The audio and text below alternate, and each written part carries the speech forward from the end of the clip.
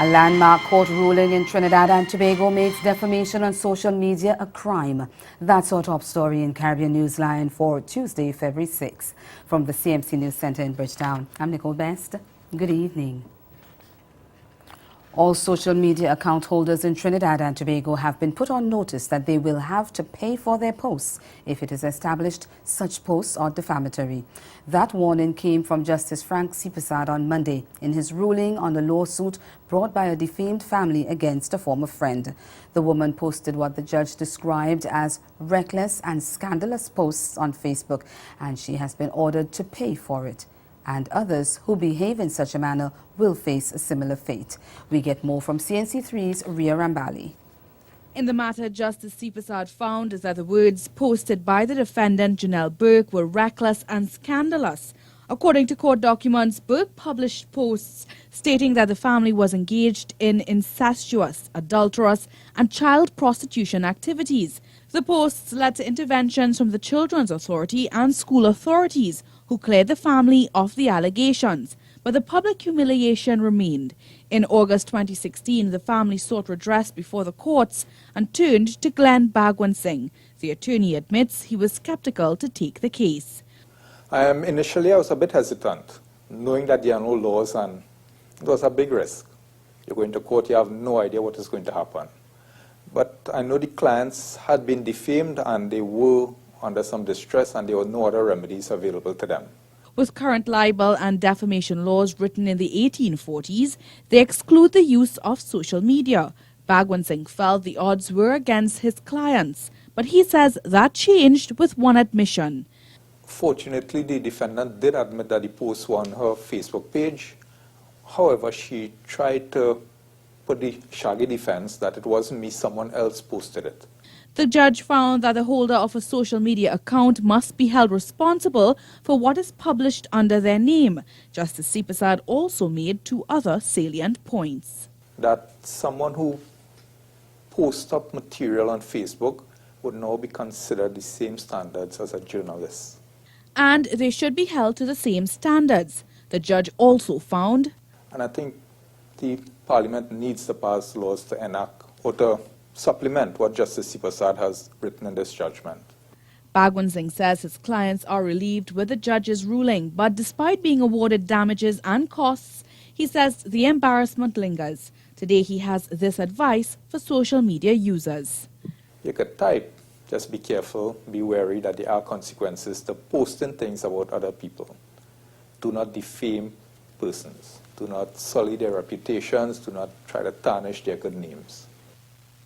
In the Bahamas, more than 100 residents have filed a class action lawsuit against government, claiming that their health and the enjoyment of their homes have been impacted by fires and hazardous smoke from the New Providence landfill. The residents of Jubilee Gardens in a writ dated February 2nd are suing the government and Renew Bahamas for breaching their respective duties to ensure that adequate measures were taken to manage the landfill and prevent the fires. The smoke from the landfill has also forced 2 schools in the area to close their doors. We get more in this ZNS Network News report. All of the initial indicators were there that something out of the ordinary was taking place. In addition to children from H.O. Nash Junior High School leaving their school premises, St. John's College security guard Sean Newbold was outfitted with more than just his normal uniform. He had on a safety mask. I wonder what's going on. When I came here this morning, it was like smoky up and everything like that, fog up and everything like that. Upon arrival, Principal of St. John's, Dr. Neveline Evans, says she too was faced with the overwhelming smell of smoke, and that's what she says prompted members of the Anglican Board Authority to cancel classes for the day. The campus was just shrouded, engulfed with smoke. You could not see. If you put your hand, if you went to the back in the front of the school, if you put your hand up in front of you, you just couldn't see it. And therefore, what I did was I took some photos and I sent it to the Director of Education so that she could see what the campus looked like. And we consulted with the school's nurse, herself, myself, and the final decision was to hold classes for the day. By late Monday morning, the smoke had dissipated. However, the classrooms were still being aired out. What I want everybody to understand is the safety of our children. That is paramount. There are molecules that we cannot see, and we don't know what kind of effect it would have, especially on those children who are managing bronchial and chest conditions, are asthmatic, even eczema students. And so whatever decision is made, it has to be in the best interest of our children. Later this week, the Guyana government will discuss the decision of the United Nations Secretary General Antonio Guterres to refer its territorial dispute with Venezuela to the International Court of Justice.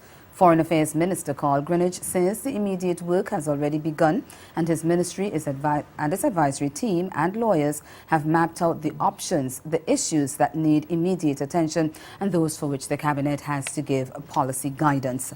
Venezuela has already rejected the decision by Guterres, saying that political negotiation based on the 1966 Geneva Accord is the only way to reach a solution.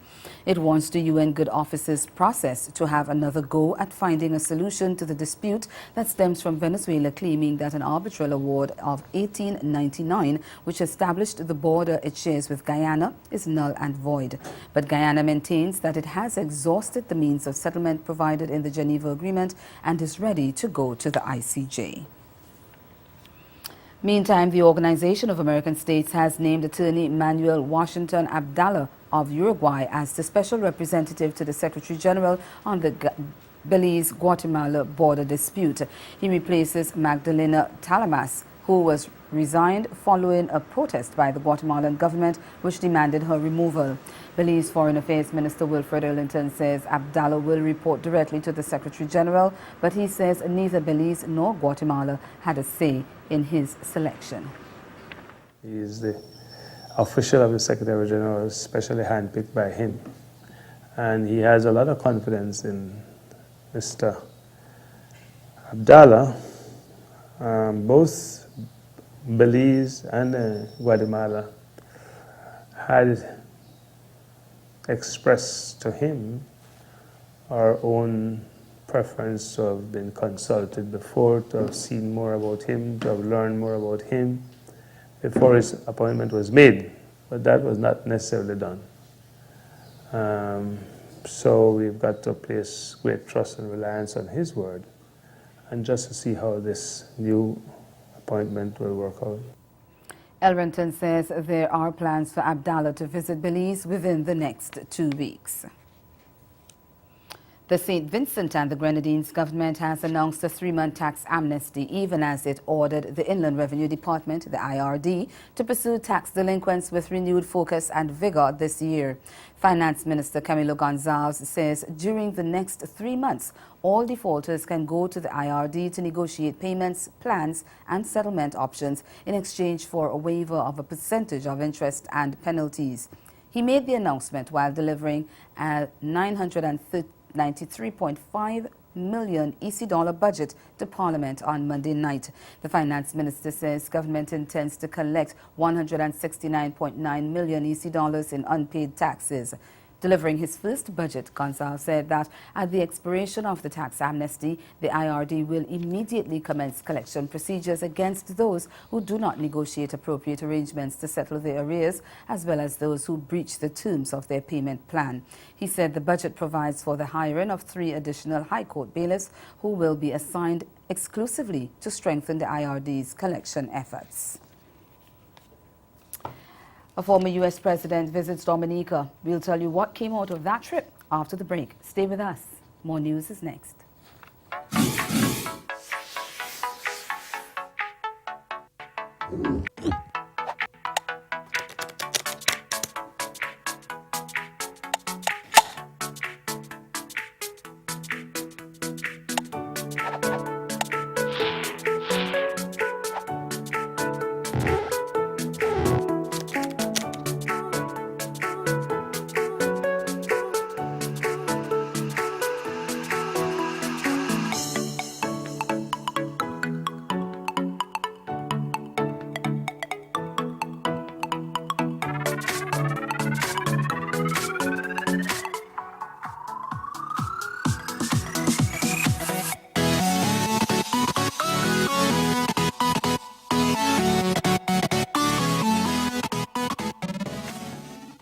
Well, there are a number of things that that I do, and it depends to some degree on what the case is. Yeah. And so I don't follow the same scripted format in talking to a jury. What you're really talking about, Steve, is the voir dire process, Right. where lawyers are given an opportunity to talk to jurors and then later on deselect jurors, if you will. Yes. On the outskirts of Houston, I visited the Altruist Relief Kitchen, another traveling group that provides basic necessities to people in emergency situations. Lucid, tell us about the community, how you guys got together, and why you're here in Houston. So Altruist Relief Kitchen is a grassroots field kitchen providing emergency free hot meals to the people affected by the hurricane. So we're kind of responding to this environmental chaos that's being put forth by these terrible policies.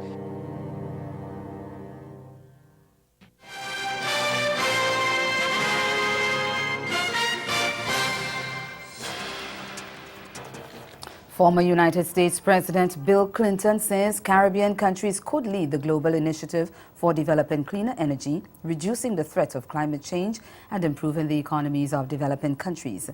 He was speaking at a joint press conference with Dominica Prime Minister Roosevelt Skerritt on Tuesday, where a new partnership was announced between the Dominica government and the Clinton Foundation.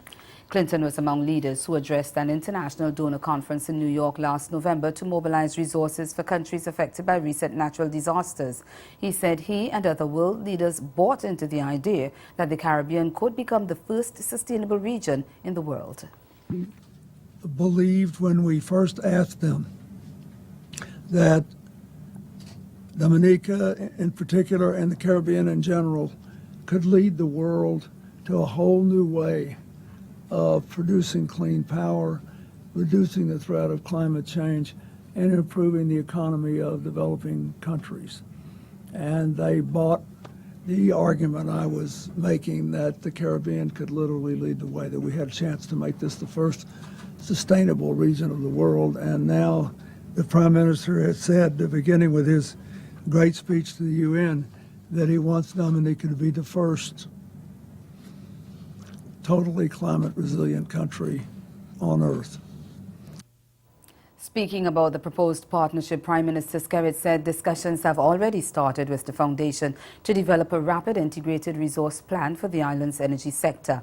Following a meeting scheduled for Thursday, an action network on post-disaster recovery will be launched with the mandate to address the ongoing immediate response needs as well as the long-term recovery in the region.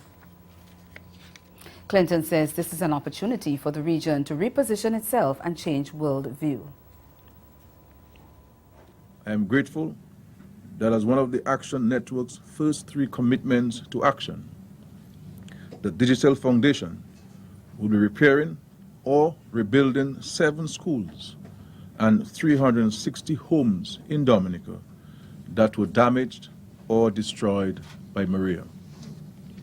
And today, our relationship with the Clinton Climate Initiative will grow deeper as we announce our plans to work together to develop a rapid integrated resource plan for Dominica's energy sector.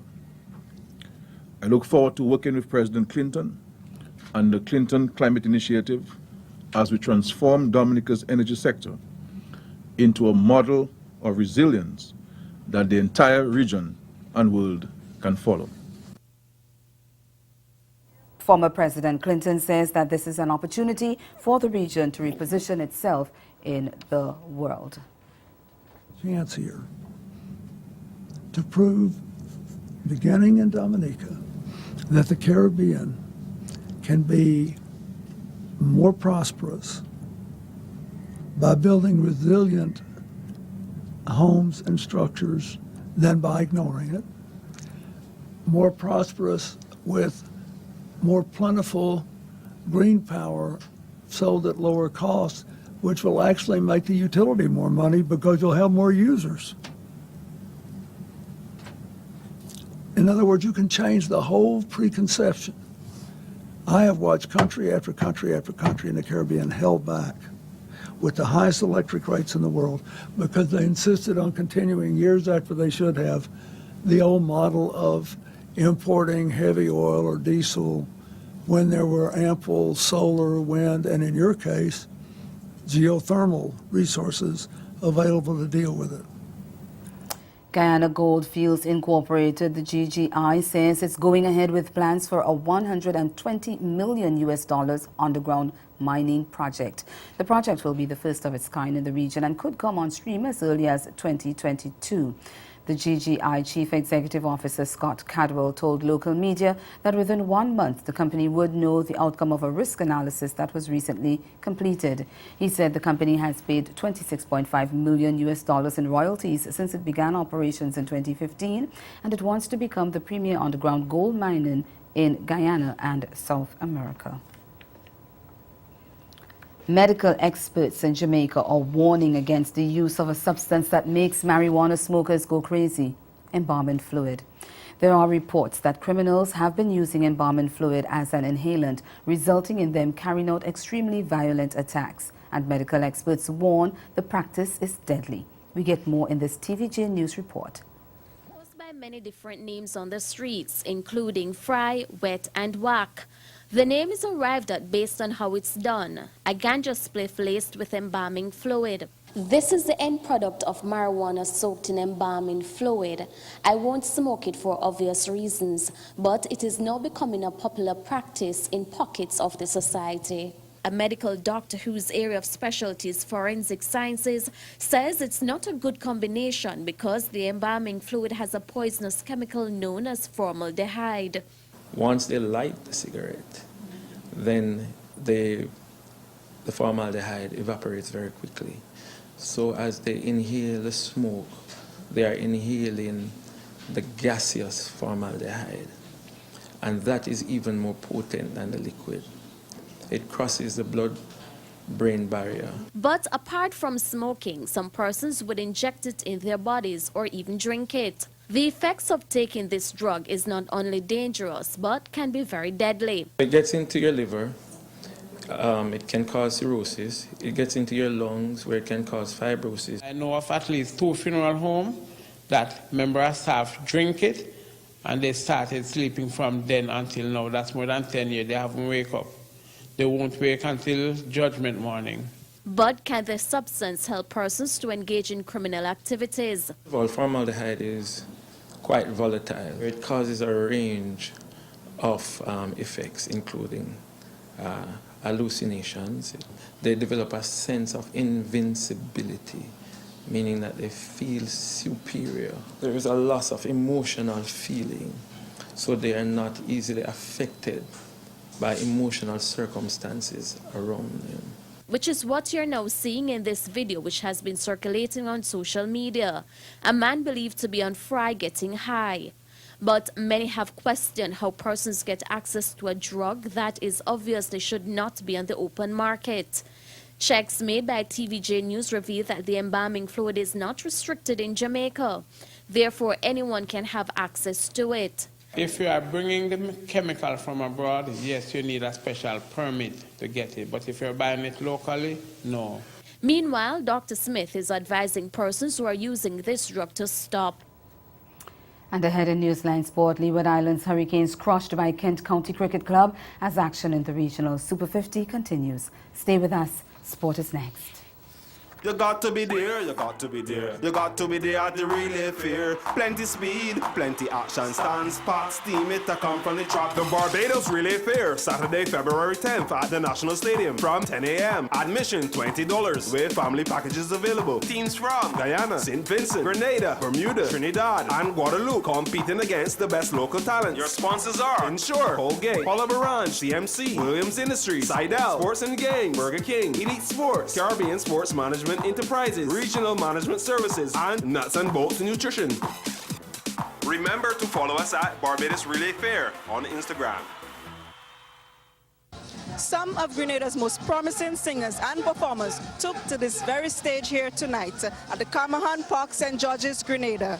The performance was a preview to the Pure Grenada Music Festival, which will be staged in April for a third consecutive year. The 6 performers wanted to impress a panel of judges so that they can qualify for the main festival stage.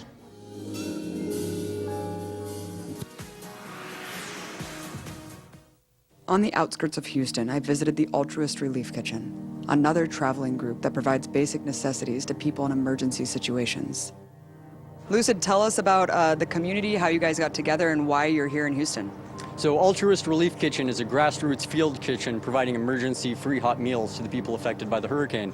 So we're kind of responding to this environmental chaos that's being put forth by these terrible policies.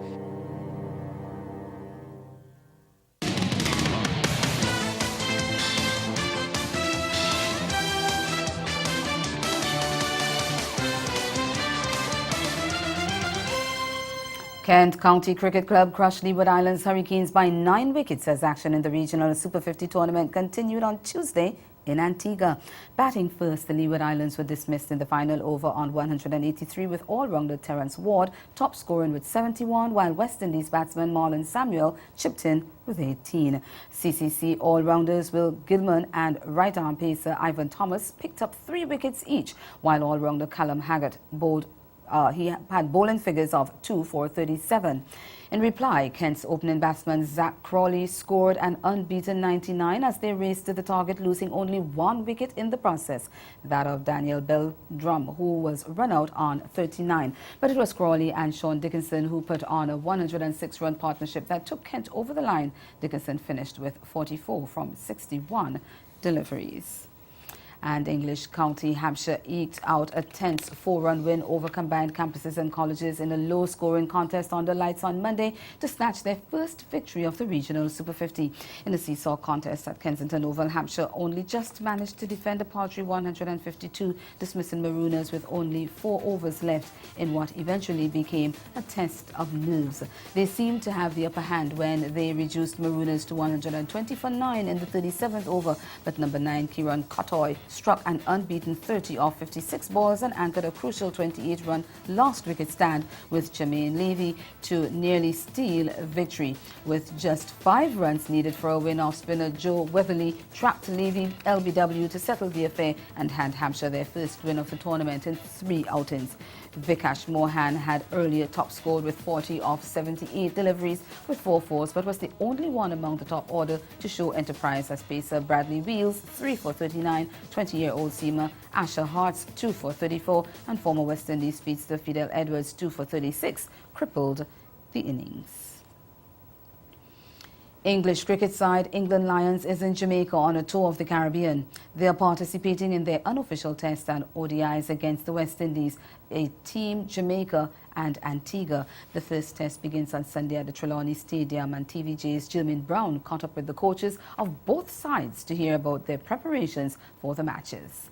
West Indies A team from the team that played against Sri Lanka A in 3 unofficial tests here in Jamaica in October last year. Graham West was also the coach then. However, this time around, there is a new coach. Floyd Reefer will be calling the shots in a team made up of several players with international experience. It's a mixture of experience with youth in terms of the A team. You know, you have some guys that played the A team before, and then we have some of the test players coming down, so I think it's a very good blend. Reefer's first job is to have the players adapt to conditions in Jamaica. We come here and, you know, we got to assess the conditions first, but our aim and object is to, you know, play some good cricket. You know, we're coming up against the English Lions, and it's important for us to make sure we give a good account of ourselves and get into the winning ways. You know, winning is a habit. You know, it's an attitude as well, so, you know, we'll be playing, you know, to win cricket matches. Meanwhile, the England Lions will be led by former senior team coach Andy Flower, and they began their preparations on Monday with a warm-up game at Sabina Park. Yeah, this is our first game on tour, a warm-up match, a 3-day game against some useful West Indian cricketers. It's really good for our young boys getting their first game. You know, it's the middle of winter back in England. But we had some good preparation in Australia before Christmas, and now we're here and we're playing this 3-match test series against West Indies A, which is great experience for all of us. The first of the 3-game series will commence on Sunday at the Trelawney Multipurpose Stadium, with the second set for Sabina Park starting on February 18. Well, speaking about that warm-up game, test opener Keaton Jennings warmed up for the test series against West Indies A with an unbeaten 100, but England Lions batsmen struggled on the opening day of their 3-day tour match against Zimbabwe 11 on Monday. The left-hander skipper of the touring side struck 129 not out as Lions declared their first innings on 263 for 8 after they were sent in. Alex Davies, batting at number 8, gathered a breezy 53 to rally the lower order. Fast bowler Reynard Liveridge, leg spinner Damian Jacobs and off-spinner Jamie Marchant all finished with 2 wickets apiece. Lyon had hit back strongly at the close, however, with seamers Jamie Potter and Toby Rowland Jones both claiming 2 wickets apiece to reduce the hosts to 36 for 4. Kennard Lewis showed some resistance with 5 boundaries in 22 from 26 balls before becoming the final wicket of the day. And that's the sport. Stay with us. We'll be right back. You got to be there, you got to be there. You got to be there at the relay fair. Plenty speed, plenty action, stand, spot, steam it to come from the track. The Barbados Relay Fair, Saturday, February 10th at the National Stadium from 10 a.m. Admission $20 with family packages available. Teams from Guyana, St. Vincent, Grenada, Bermuda, Trinidad, and Guadeloupe competing against the best local talents. Your sponsors are Ensure, Colgate, Oliver Ranch, CMC, Williams Industries, Seidel, Sports and Games, Burger King, Elite Sports, Caribbean Sports Management Enterprises, Regional Management Services, and Nuts and Bolts Nutrition. Remember to follow us at Barbados Relay Fair on Instagram.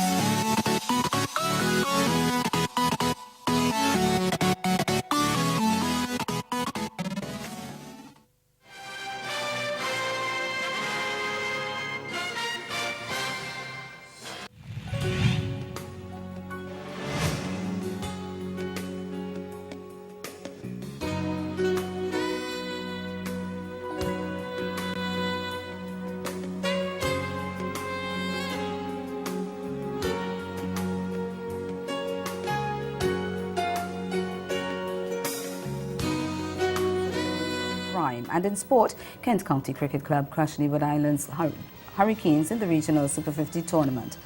Well, that's Caribbean Newsline. For news and sport around the clock, log on to ConneNews.com. We'll be back here again tomorrow. But from all of us at CMC News, thank you for watching and do have yourselves a good night.